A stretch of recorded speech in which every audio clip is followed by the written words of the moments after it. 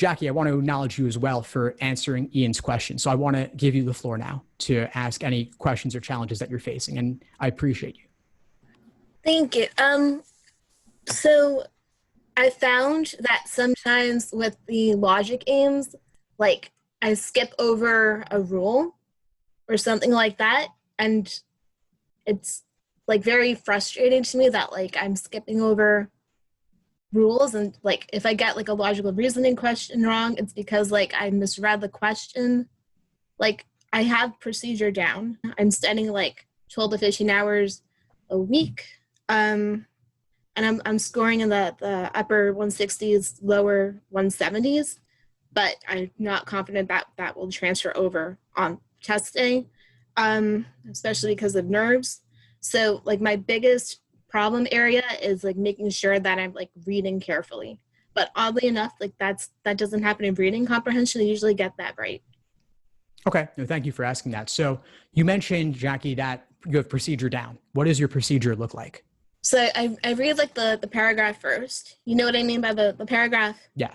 Yeah. So I read that, and then from that, I like try to take out like different rules I know like that I need to like include, for example, like numerical distribution or something like that, right? And then I go on to like each question, and like for the first question on my paper, I write 1, and then I write down like what that means and like variables and things like that. And then I keep going.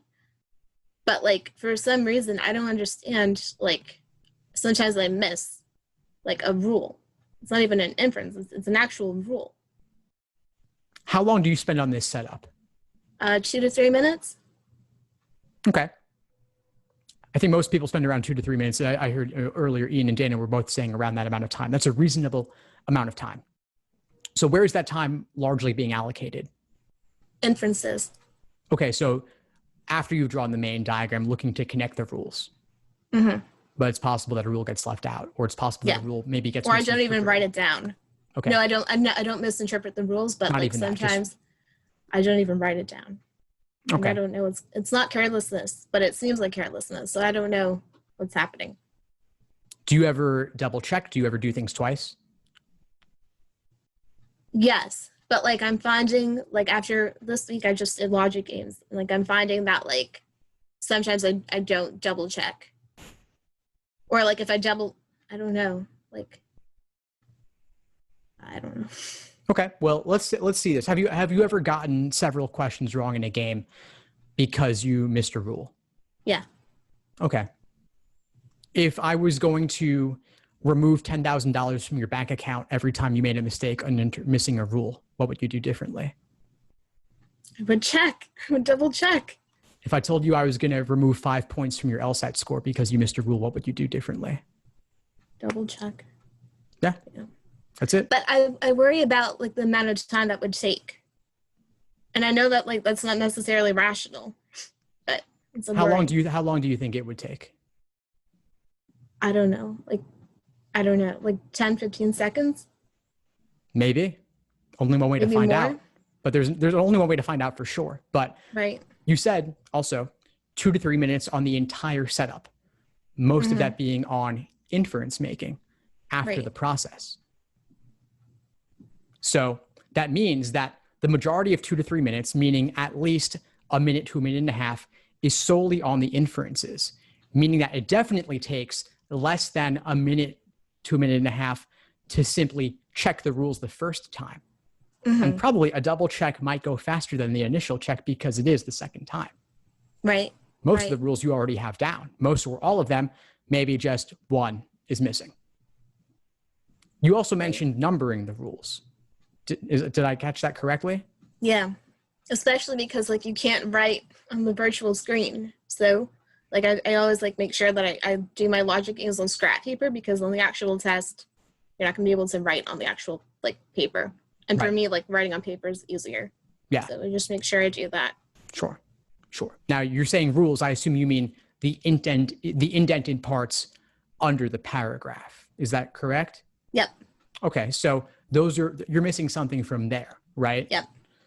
What about rules that are in that initial paragraph? Sometimes there are things buried in there too, right? Yeah, I mean, usually I'm able to catch them, but sometimes not. But like this week, I like spent a lot of time like making sure I could do that, Nice. just drilling that. Good. Good. Do you ever find yourself in a position where you could memorize the rules?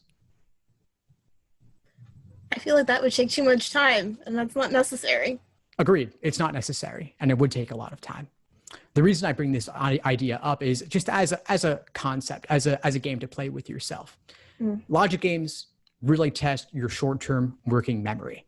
They push beyond those limits, which is why it's so easy to make a mistake. If you think about it, what can we hold in our heads? A decent amount, but not that much. That's why phone numbers are chunked. You have area code, then 3 numbers, dash, 4 more numbers.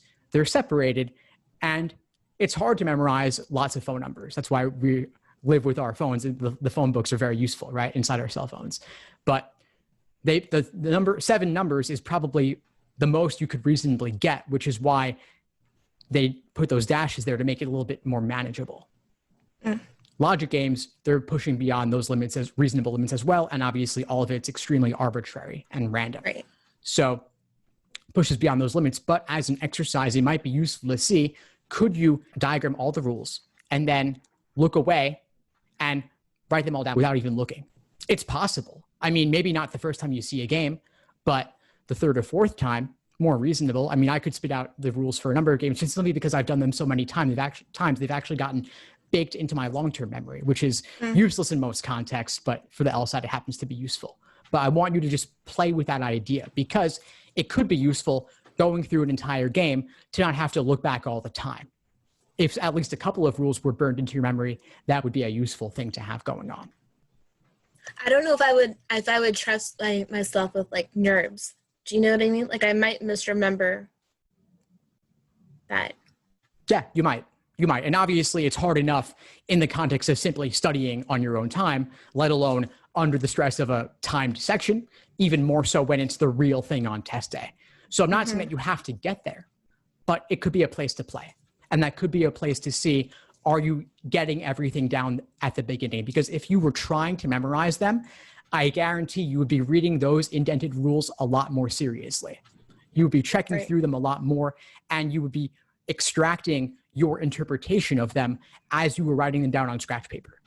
Right. So simply a place to come from. If you were trying to enter one of these crazy memory competitions, how would you go about interpreting those rules? Just a place to play. Also, just a follow-up question. How do you know like when it's better to like draw out like the inferences on like the number line, for example, versus like doing the templates? That's a whole separate question. And part of that simply comes down to judgment and familiarity. Okay. You got to play with that. If you want to see how I do that, watch my video explanations. I've got them for nearly 200 logic games on YouTube. I'll throw the link in the chat for those who aren't aware. These are also all on the YouTube channel. I have playlists devoted to them. Okay. And then, sorry for monopolizing. Don't apologize. Don't apologize. So like transferring that technique to logical reasoning and making sure I understand the question being asked. What's a good way to do that? You mean the question stem? Yes. Where don't you understand it being asked? In what context? Like for example, sometimes like I mix up like the sufficient and the necessary assumption, but then when I look back, I'm like, oh, it's obviously this one. I don't know what I was thinking. Yeah. I've got plenty of resources on that on the YouTube channel as well as the blog. Just search difference, necessary assumption versus sufficient assumption. I've gone over it. Comes down to that's just an example. Like more like I mean, I could say familiarity and I could say drilling, but I've also, for any specific example, I've got it covered in my resources. I've got it covered in the YouTube channel. I've got it covered on LSAT blog. I've got it covered more inside my courses, but it comes down to it's more about misreading, not misunderstanding. Misreading. Also, I'll say the same thing. What would it take? What would it take for you to treat it seriously enough, where you slow down if there were consequences associated? Which, of course, there are. Not going to sugarcoat that.